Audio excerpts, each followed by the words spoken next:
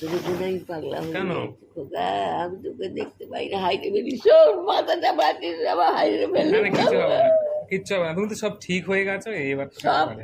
হাইটে বেলুন আমার নাতির বুঝিকে আমার না না আজ রাইকে মঙ্গলবার। রাই।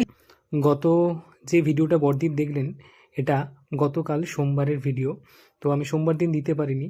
তো আজকে সকালবেলা পুজোর সমস্ত যোগাড়যন্ত্র করে পুজোয় বসে পড়েছিলাম। গত মঙ্গলবার কিন্তু বড়দি পুজোর সময় আমার কাছে ছিল, আর আজকে বড়দি হাসপাতালে রয়েছে। পুজো অন্তে পরমেশ্বরীর দর্শন করো। এখানে রয়েছে বানেশ্বর এবং গণেশাদি পঞ্চদেবতার পুজো হয়েছে। এই হচ্ছে মা মঙ্গলচণ্ডীর ঘট। আমাদের পুরুষ ধরে এই ঘটেই পুজো হয়ে আসছে, তাই এই ঘটেই মা মঙ্গলচণ্ডীর পুজো হয়। এখানে মা লক্ষ্মীর ঘট, এখানে হচ্ছে মা কালীর শিলামূর্তি। এবার আপনাদের দর্শন করাবো এই বছরে মায়ের যে প্রতিষ্ঠিত বিগ্রহ, মায়ের যে পূর্ণাঙ্গ বিগ্রহ হয়েছে, এই হচ্ছে মায়ের প্রতিষ্ঠিত পূর্ণাঙ্গ বিগ্রহ। কি অপূর্ব মায়ের মুখটা লাগছে দেখুন, সত্যি দেখে মন ভরে যায়।